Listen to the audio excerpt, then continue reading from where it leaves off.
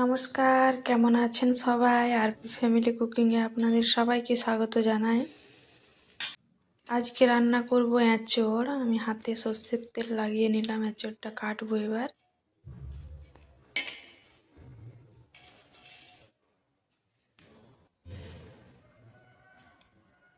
এবছর এই প্রথম এঁচোড় রান্না করছি। এঁচোড়টা একেবারে টাটকা, দেখুন কত আঠা বেরোচ্ছে।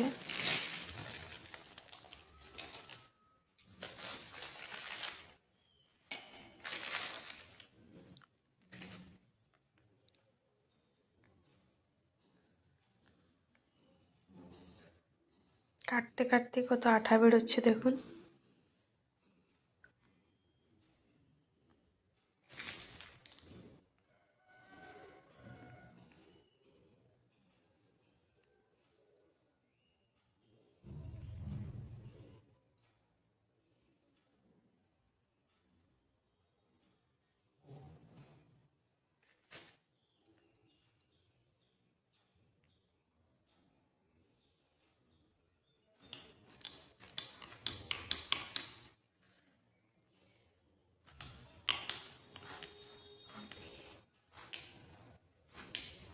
এঁচোড় রান্না করতে গেলে এরকম ছোট সাইজের এঁচোড়ই খেতে বেশি ভালো লাগে। দেখুন ভেতরটা পুরো সাদা, এই এঁচোড়টা খেতে বেশি ভালো লাগবে। যেটা কাটার পর ভেতরটা একটু লালচে লাগে, সেটা খেতে খুব একটা ভালো হয় না।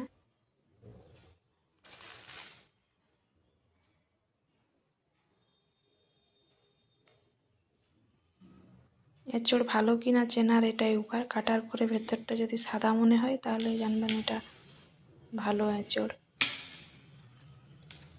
মাঝখানের অংশটা কেটে ফেলে দিতে হবে। খোসাটাও একটু মোটা করে কেটে নেব।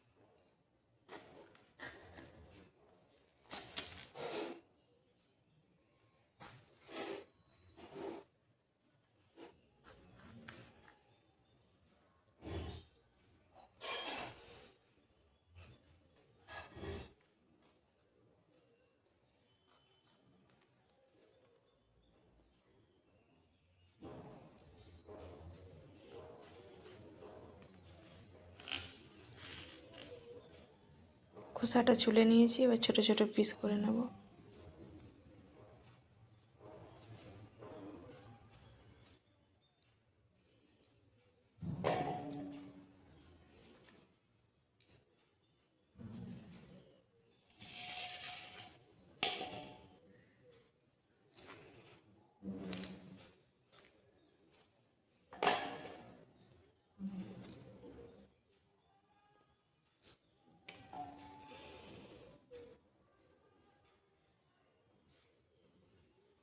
মাঝখানের অংশটা পুরোটাই ফেলে দেবেন, নইলে ওটা খেতে কষা কষা মনে হয়। এঁচোড় রান্নার পরে তখন এঁচোড়টা খেতে ভালো লাগবে না যদি মাঝখানের অংশটা না ফেলে দেন।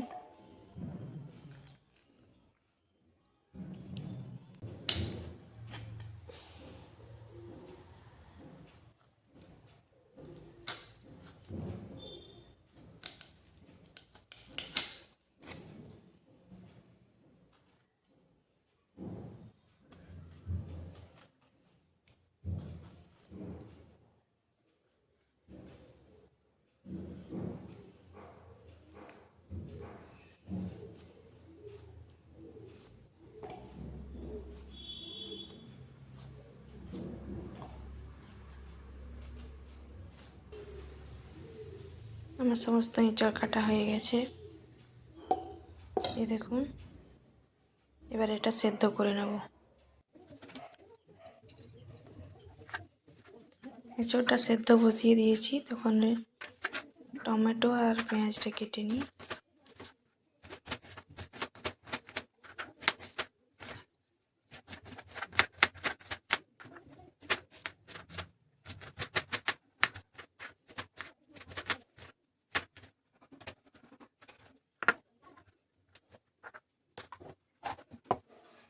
মশলাটা বেটে নিচ্ছি। আর এই দেখুন এঁচড়টা সেদ্ধ হয়ে গেছে।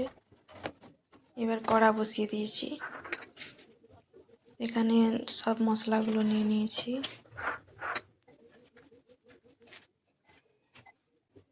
ধনে পাতাটা কেটে নিচ্ছি।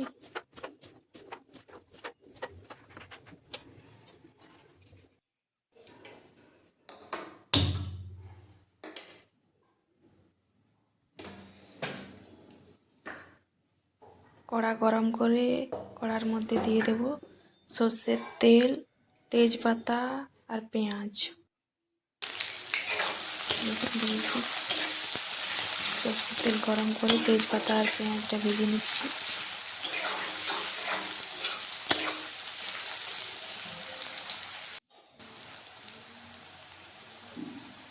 এবার এর মধ্যে টমেটোটা দিয়ে দেবো।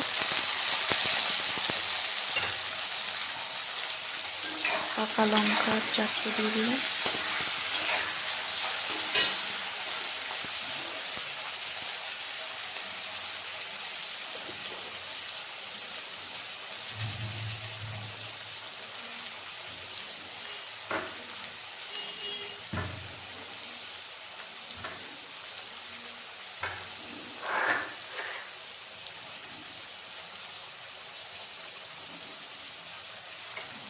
টমেটো আর পেঁয়াজটা ভেজে নিয়েছি। এবার এর মধ্যে দিয়ে দেবো বাটা মশলা, আদা রসুন বাটাটা দিয়ে দিলাম।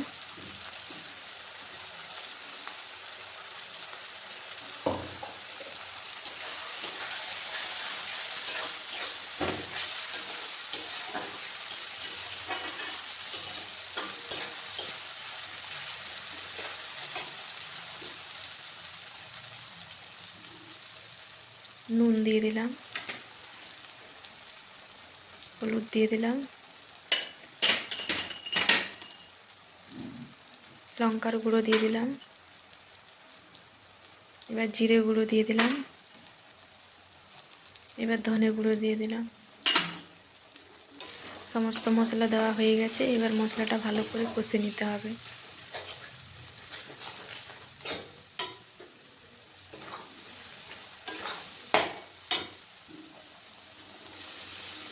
মশলার বাটি ধোয়া জলটা দিয়ে দিলাম।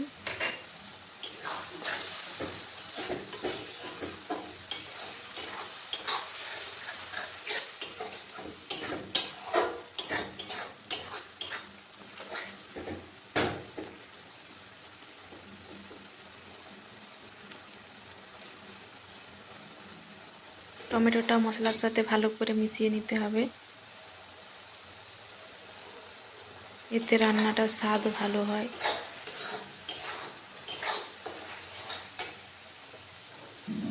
মশলা ভালো করে কষা হয়ে গেছে। এবার সেদ্ধ করা আলুটা দিয়ে দিলাম।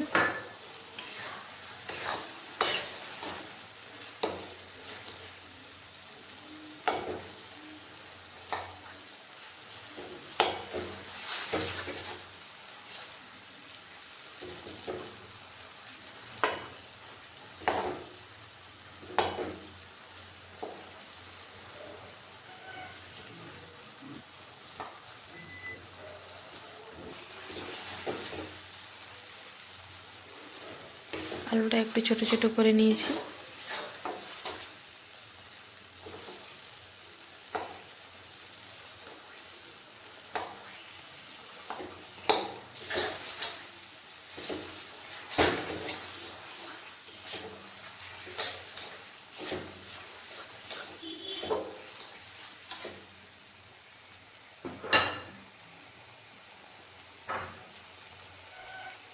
এরপর সেদ্ধ করে রাখা এঁচড়টা দিয়ে দেবো।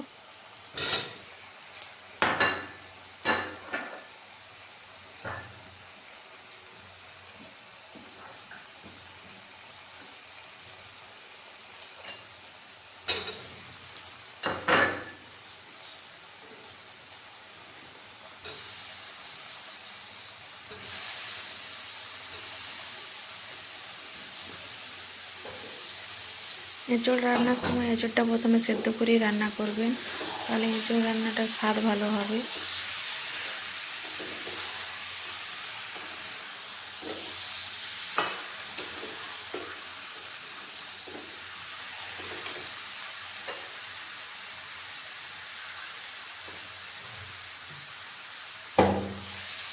এবার একটু সামান্য জল দিয়ে ভালো করে মশলার সাথে এঁচোড়টা কষে নেব।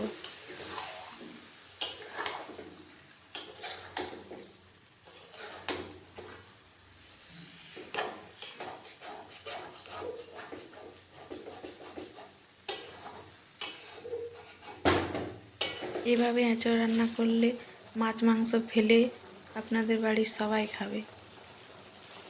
এটা এতটাই খেতে স্বাদ হয়। এরপর এর মধ্যে দিয়ে দেবো একটু ভাজা মশলার গুঁড়ো,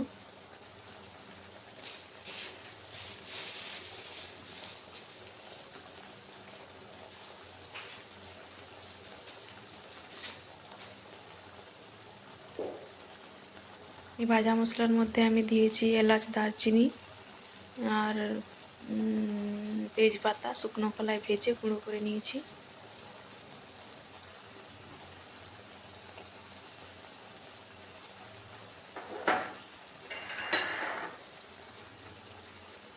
এবার ধনেপাতা কুচিটা দিয়ে দিলাম।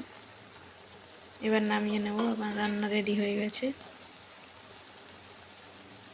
আপনারা সবাই ভালো থাকবেন, সুস্থ থাকবেন, আর পি ফ্যামিলি কুকিং দেখতে থাকবেন, আর এইভাবে রান্না করে খেয়ে জানাবেন।